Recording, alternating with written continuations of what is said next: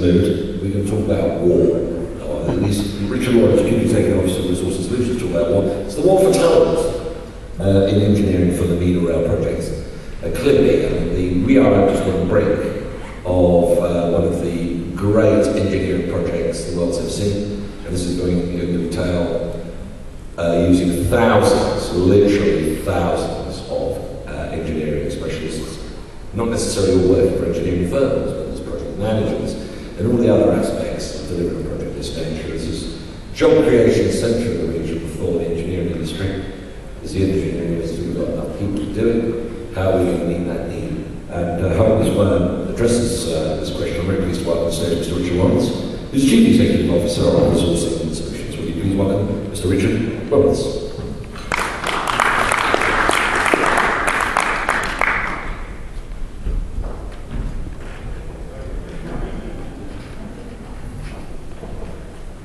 Thank you, Ed. Good afternoon, everybody. I appreciate the opportunity to speak here on what has to be a key subject matter for almost every company in business today, talent. Attracting and holding on to key individuals can make or break a company, which is why talent management is such a hot subject among senior executives. With competition for good people expected to increase and a diminishing supply pool of niche talent, employers must ensure that they have the right strategy to seek out and attract high flyers. Much is made of these days of the company's employer brand and the employee value proposition. Choosing one employer over another is less about pay and remuneration and more about the values of the organisation and what it's like to work there. The talent landscape is changing. Firstly, there's a global war for talent. A cheesy term for many. For others, it's a mantra. What is true is that the best companies are getting more competitive in attracting and retaining the best talent. Recruiting on the front line is really determining a business's future success. Talent is geographically mobile. Talent will move for the best company and the best role. Talent's more demanding. Talent expects career development and upward mobility. If not looked after and able to grow within a business, talent will leave and find a company where they will be nurtured. The experienced talent pool is shrinking. Companies are expanding and all seek experienced talent who can hit the road running. And there's a convergence of talent. Talent can leapfrog between industries and market sectors more readily than before, and hence different market sectors are often competing for the same talent. The graduate pool is less skilled and less equipped for the workforce. There's more competition to attract cream of the crop graduates. Many degrees are exceptionally poor in preparing students for their future careers. And very often, the threat of heavy debt is acting as a deterrent to pursue further education. Business and education could benefit from greater collaboration. And in addition to the challenge of attracting students to take up science and engineering degrees, many employers are concerned over the lack of soft skills such as team working, communication, and customer service. All essential aspects to enhance the employability of young people. Talent is less loyal, often in a role for less than 2 years, and companies are seeing greater movement among top-tier staff. Some competitors are getting smarter in mapping out talent within companies and seducing them. And most recruitment agencies are failing to be creative in attracting unique talent to their databases, hence perpetrating recruitment chests for the same talent across companies. All of these changing dynamics make it more challenging for companies to identify and attract the best talent. So it's absolutely imperative to have a talent strategy for the top-line business objectives. The escalating demand for engineers to deliver rail and infrastructure projects will not be satisfied by the current supply. The consequences of of this is many countries' projects won't get delivered or will have to be scaled down or delayed. Everywhere you go, from Argentina to Brazil to Saudi and the Gulf, there's a country planning new rail infrastructure. Developing nations are building vast transport infrastructure networks, often from nothing. And population increases in developed nations has led to the need to make huge improvements to their existing infrastructure. And on top of this, the huge infrastructure projects that are created every 4 years with the award of the Olympic Games or World Cup. However, whilst demand is rising, the supply of engineering talent is diminishing. There's a dearth of talent to support the escalating number of engineering projects in the world. And while the market volume in rail is increasing, and figures suggest that they would have increased by 50% over a 7-year period from 2006 to 2013, the talent supply is decreasing. So, why is this? Well, age demographics is one reason. Post-war baby boomers are beginning to retire. And the rate of retirement supersedes the number of people coming into the rail industry. There are depleted numbers attracted into studying engineering degrees and pursuing careers within engineering, particularly in the West. Over the last 2 decades, potential talent has been attracted to careers in what they perceive to be sexier sectors, such as the IT. The United Arab Emirates, along with the rest of the Middle East, simply cannot buy in all the expertise they need to sustain the current level of development. So talent must be produced from within through mentoring and training and development programs. Emiratisation has been successful in the public sector, but still lags behind in the private sector. UAE nationals only make up 15 to 20% of the total population. Foreign nationals make up 90% of the workforce. And at the Reed conference I attended recently in Qatar, the call is for companies to bring their 18. Well, if you want to only consider 18 players, then the supply pool is further reduced. The recession has distorted the scale of the problem in the imbalance in supply and demand, and uncertainty and nervousness has certainly subdued demand. It's true that some scarce skills have been easier to find and recruit in the last 3 years, but this situation won't be sustained once all the planned projects get underway. Despite high levels of unemployment, many employers are finding that competition for talent is increasing. The perception that talent exists in abundance is caused by social media sites such as LinkedIn, where there's much more visibility nowadays than ever before, giving the impression that there is more talent in existence.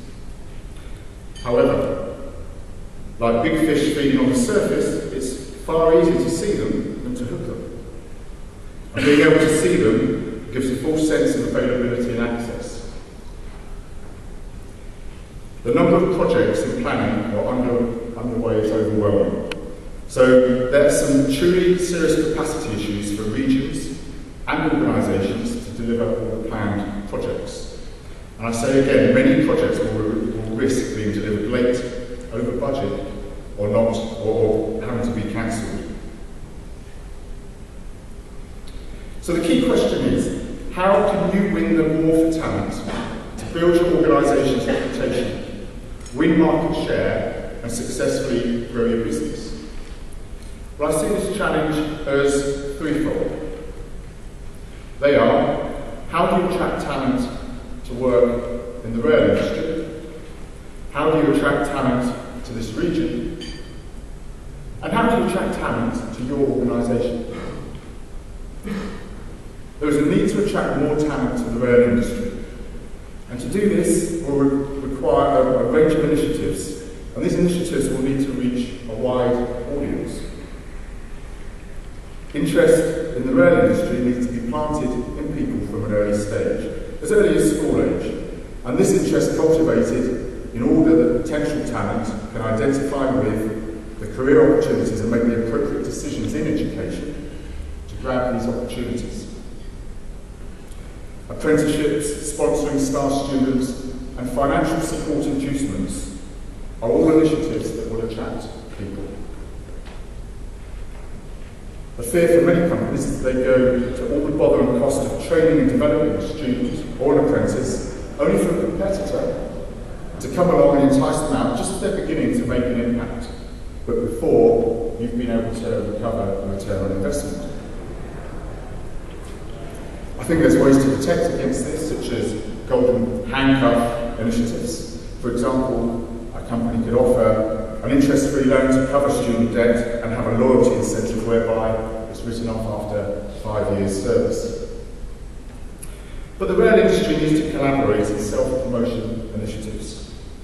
It needs to compete with the law of alternative careers in IT, finance, and also other engineering sectors such as power generation and oil and gas.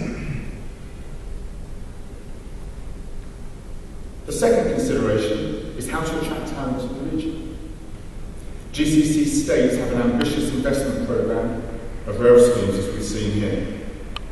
Qatar alone is investing more than £200 billion in rail schemes ahead of the World Cup, including the Doha Metro project, which will create 95 stations in the city and 355 kilometres of track. And the 18 billion GCC railway project will link the 6 GCC nations by 2016. Saudi has committed around 16 billion to 23 projects, while Abu Dhabi is poised to be the biggest regional spender in public transport with proposed investment of £40 billion. The key to attracting talent to the UAE is to make it as straightforward as possible. PR and marketing initiatives need to promote the UAE as a great place and a safe place to live and work. And it needs to ensure the infrastructure is in place to attract and support the migrant workforce. That there's affordable housing, leisure facilities and schooling. Talent will often be deterred from working away from their family for long periods of time. And many spouses now have careers of their own and ambitions which will need to be fulfilled.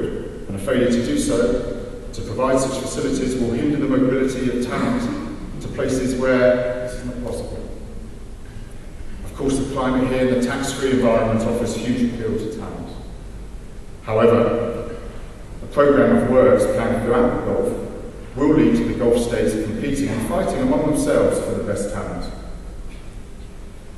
So while there's always a need for controls, the more straightforward it is to work here, the less barriers to entry, the fewer restrictions and red tape to cut through, the greater the flow will be of willing and mobile talent. And the third consideration is twofold. How do you attract talent to your organisation is only half the challenge. The overall challenge is how do you find and attract talent to your organisation at a faster rate than you lose yours? Firstly, I want to touch on employer brand. But before I do, what is brand? A brand is simply a person's gut feel to a product or service or organisation. And many companies spend millions on their corporate product brand. But most companies spend little or no time on defining an employer brand. And indeed, some companies are so arrogant that they believe that their corporate brand is enough to attract people to work for them. It's amazing how many well-known corporate brands are nightmares to work for, as the arrogance of senior leadership and management feel it's a career pleasure to work for them. And they spend no time on developing and retaining their core assets, their people. So let's define employer brand. Employer brand is how a business builds and packages its identity from its origins and values, what it promises to deliver to emotionally connect employees, so that they, in turn, deliver what the business promises to its customers. A company cannot create an employer brand. An employer brand derives from the opinions of both employees and external perceptions. It's organic, it changes, and it's the perceived truth. A company can try to guide and affect their employment brand, but it cannot create and control it. Employer branding is not about creative changes to logos or creating a vision statement or even advertising. It is a collective perception of what it is like to work for your company. And this might also be referred to as employee value proposition. On this slide, I've listed some of the benefits a world-class employer brand can bring to an organisation. I won't read through them all, but in short, it enhances a company's ability to attract and retain talent, and through operating with a more engaged and motivated workforce, performance and competitiveness can be vastly improved. Growing and harvesting talent communities is the next generation of recruitment service. This is a solution that builds a database of highly skilled candidates relative to your business's future needs. Other terms for this is talent pooling or talent incubation. In effect, it's building a pipeline of talent for the purpose of future employment and then maintaining and managing this fully fledged candidate community, segmented by such things as industry or professional skills. There's several steps in this process. Workforce planning is the process which forecasts the needs of the business as far in advance as possible. A lack of planning ahead is a common reason for the failure of some resourcing strategies to meet the needs of a business. Market mapping is the process of identifying where the talent is, what industries, what geographical locations, and what specific companies or competitors they're housing. Market mapping will involve market intelligence and competitor analysis activities. Talent mapping is the logical step that follows market mapping. Once you've identified where the talent exists, the next step is to identify and collate names, job titles, and background details. It's important that strategies are able to identify potential as well as those who can do the job on day one. If you gauge the slip between experience and potential, then this will define your talent pool. For example, if you start thinking on 70% past performance and 30% potential, this will widen the pool to a much broader range of potential suitors. When you cannot find the talent you need for a particular hard-to-fill role, you can instead look for a teachable fit. This is where you manufacture your own talent by looking for candidates either internally or externally who may not have all the technical skills required for the role that needs filling, but who have the right soft skills and capabilities to enable them to be trained for it. The concept of a talent incubator is to build a community of mapped talent, socially interact and engage with them, and turn them into brand ambassadors or turn them into candidates and eventually employees.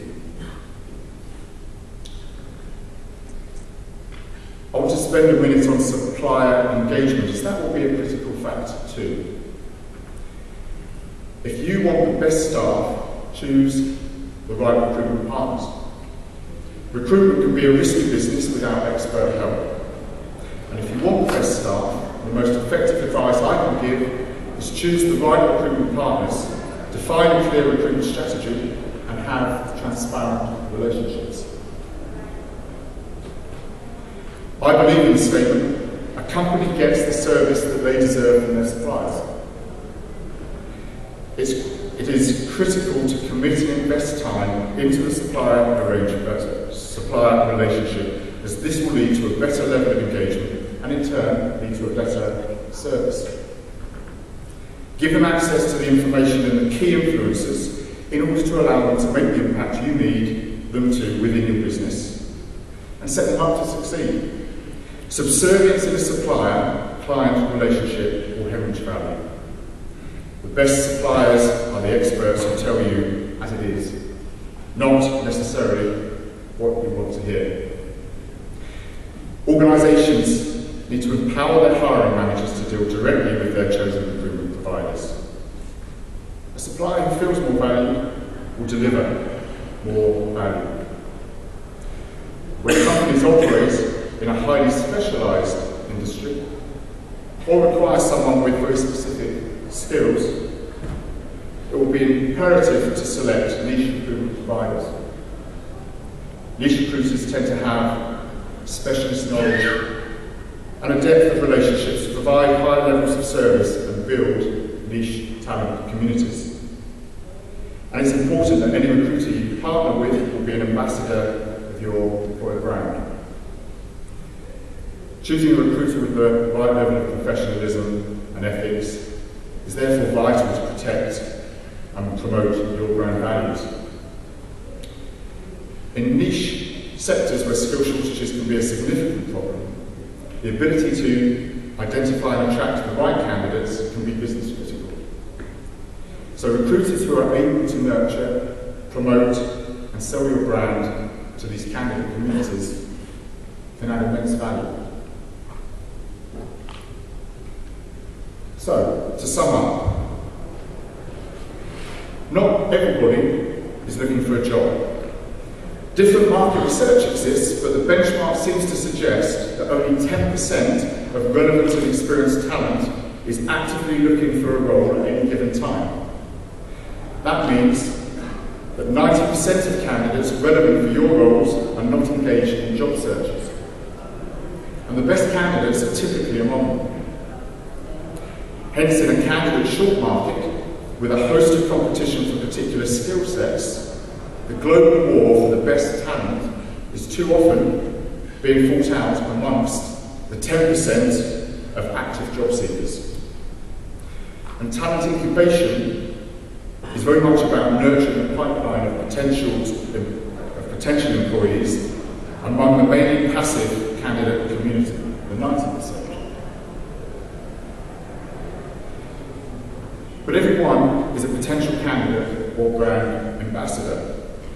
But at what point does someone volunteer themselves to be a candidate?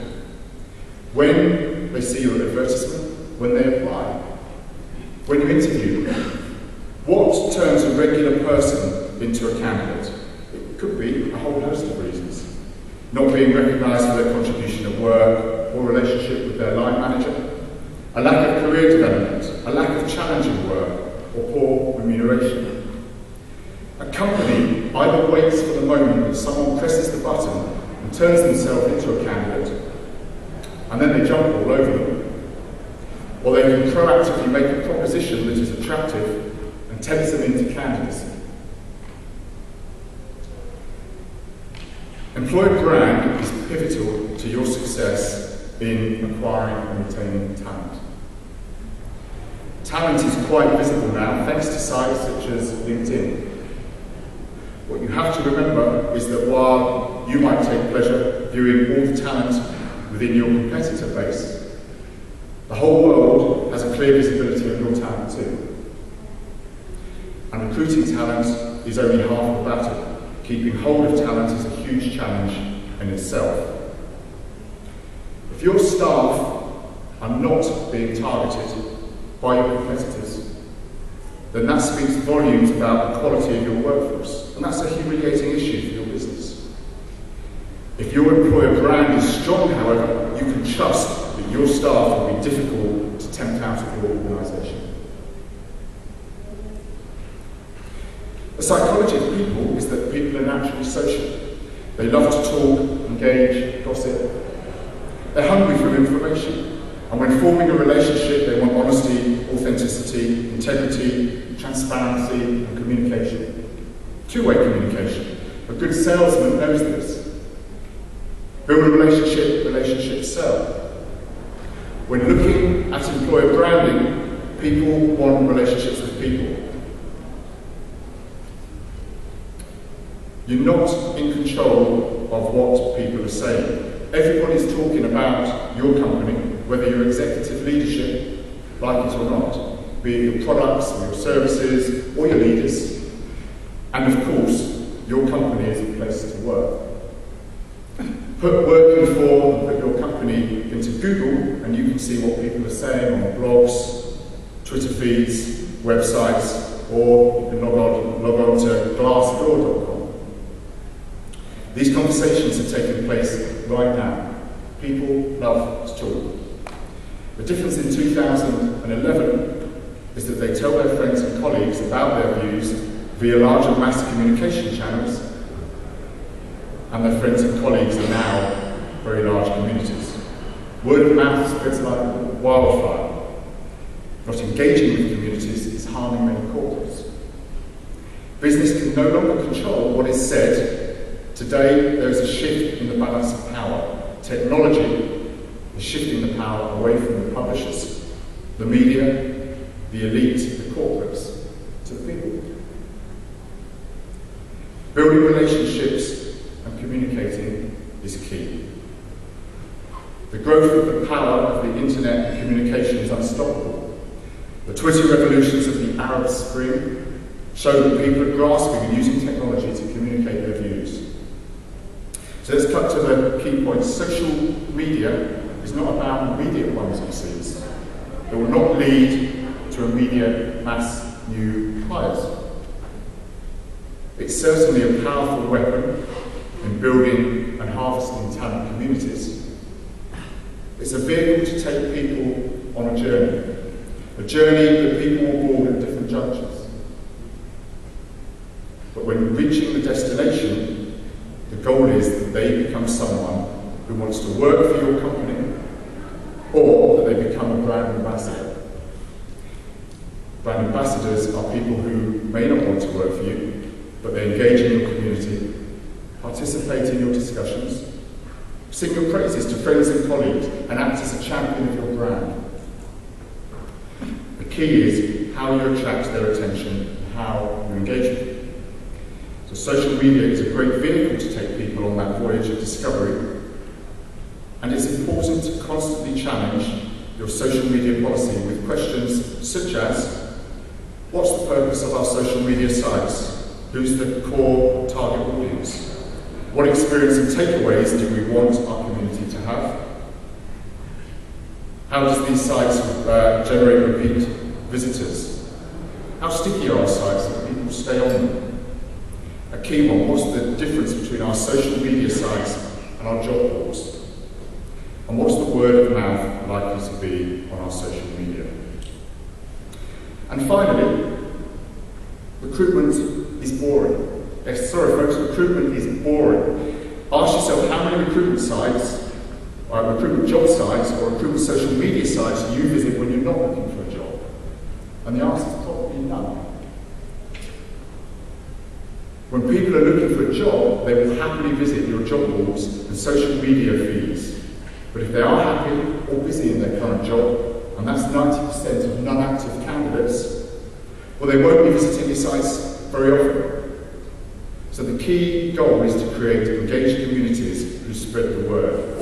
And that means that any communication has to be two-way, interesting, informative, entertaining, and engaging. Recruitment of the future is about building engaged communities, telling a story, listening, discussing, and fostering an emotional attachment with talent. Recruitment of the future can't be boring if it's going to be effective. And it will become much more challenging but yet exciting art form. Well, that's it. I hope I've been able to spark some ideas in how your organisation can compete in the war for talent, so that you can deliver your commitments and not only survive in these turbulent times, but build your organisation's reputation, win market share, and successfully grow your business through attracting the best talent. In the final 30 seconds, I just want to provide clarity and distinction between the two brands that you've seen up on the slides.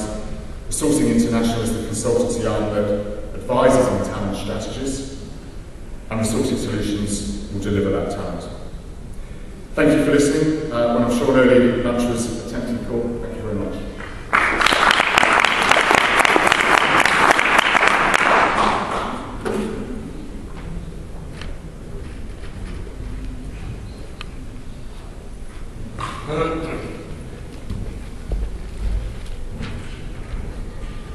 Well, thank you very much, Mr. Lawrence, for putting this picture on this topic. It's going to be a big issue for people. Not everybody wants to work in engineering, not everybody wants to work in the Gulf. And the greatest arguments in favour of being involved is the story that we've told over the last 2 days, particularly yesterday. But these are the greatest things anybody can be involved with. It doesn't inspire people, and it's certainly going to be better than wandering around with ETFs and derivatives, which is apparently what our young people want to do nowadays. Thanks very much, and please check out how Lawrence and team help